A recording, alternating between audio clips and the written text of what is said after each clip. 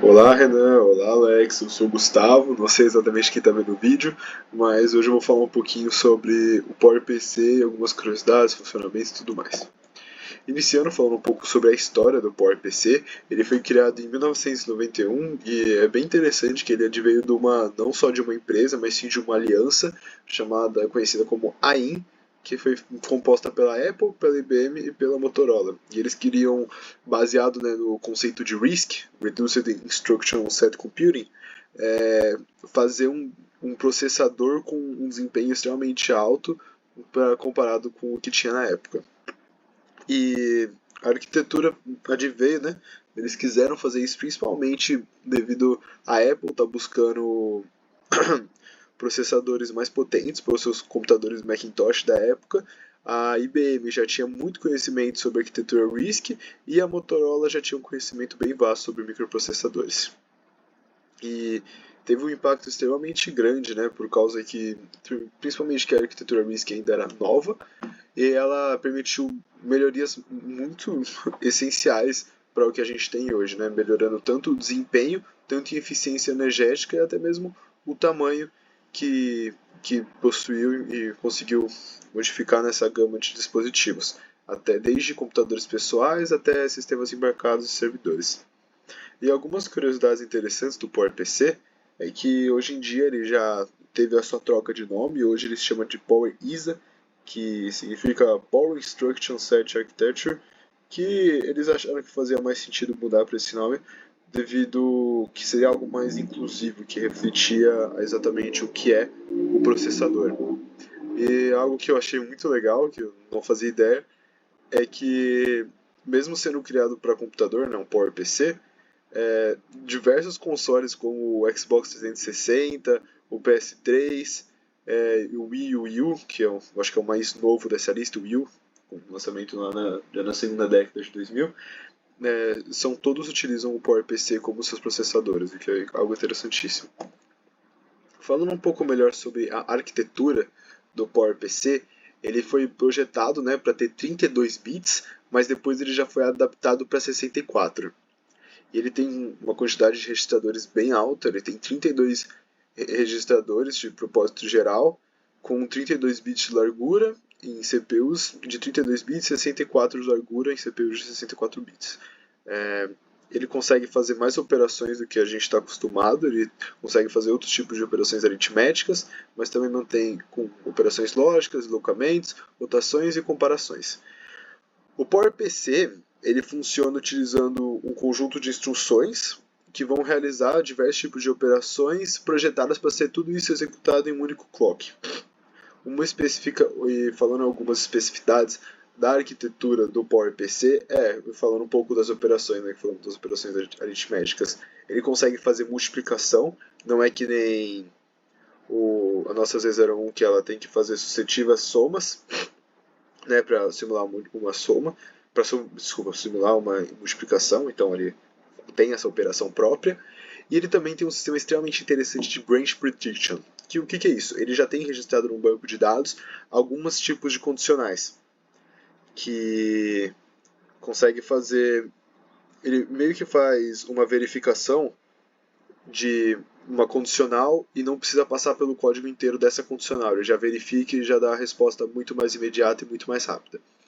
Então, falando um pouco melhor sobre o RISC, que é o que é o sistema utilizado, já foi citado antes, mas é o Reduced Instruction Set Computer, que é uma arquitetura que usa um conjunto de instruções simples de uma forma reduzida e muito mais otimizada, visando ter mais instruções em menos tempo. Hoje em dia, um exemplo de arquitetura RISC é a ARM, utilizada nos computadores da Apple, que a gente já percebe uma eficiência de energética, não só energética, mas é algo muito mais rápido, muito mais eficiente nos computadores da Apple, a gente percebe isso, que utiliza até hoje e estão adaptando cada vez mais a arquitetura ARM.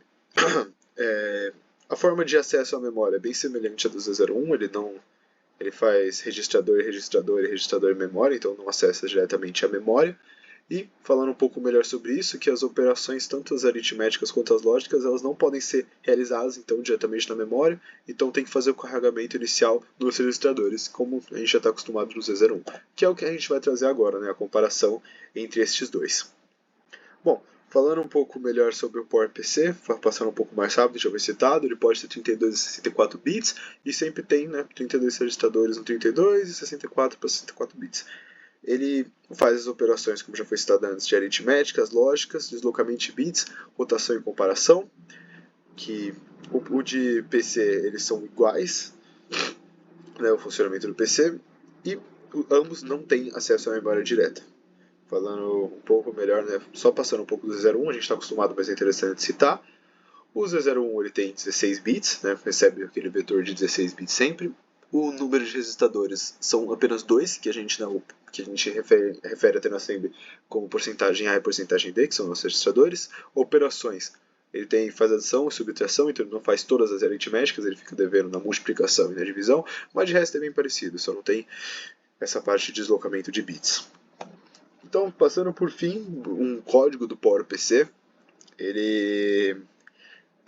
vamos passar um pouco melhor, linha por linha desse exemplo aqui. Basicamente, o que faz esse código é que ele pega o número 10 e o número 5 e faz a soma desses dois e armazena o resultado, tá bom? Então, que no caso vai ser 15.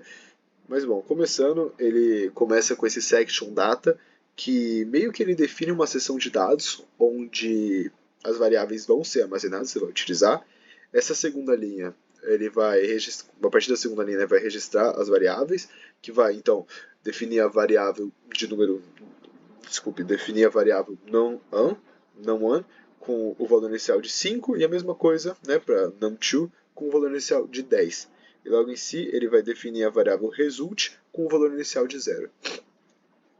A partir disso, ele entra na seção de section test, que vai definir uma seção do código onde ele vai ser um código executável, onde o código executável vai ser armazenado, na linha próxima, esse global start vai declarar o símbolo start como global, então vai indicar o ponto de entrada do programa, e o start vai definir a etiqueta do início e fim do fato do código.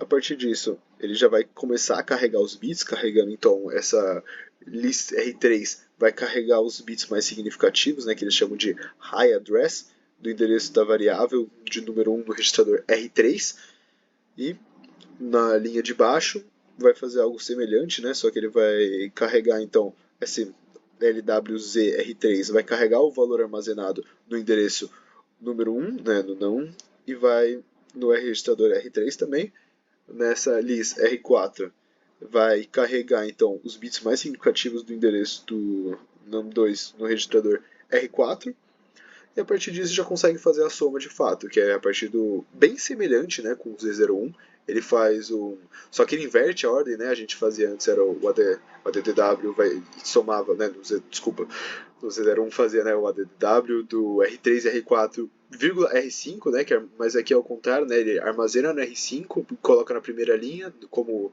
o primeiro de entrada e depois soma o R3 e R4. Então só inverte a ordem que vai colocar. Por fim, ele vai fazer o armazenamento de resultados, iniciando nessa linha lis-R6, que vai carregar os bits mais significativos da variável result no registrador R6, e a linha seguinte vai armazenar o valor do registrador R6 no result, então completando o endereço de forma adequada.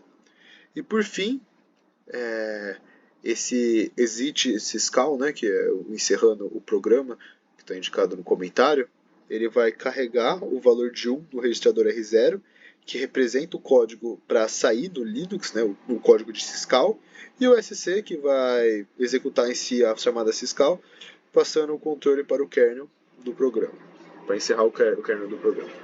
Bom, basicamente era isso, viu? Muito obrigado pela atenção, espero que possa ter ficado claro o último código, que foi um pouco mais difícil de explicar, mas muito obrigado pela atenção e pela oportunidade. Obrigado.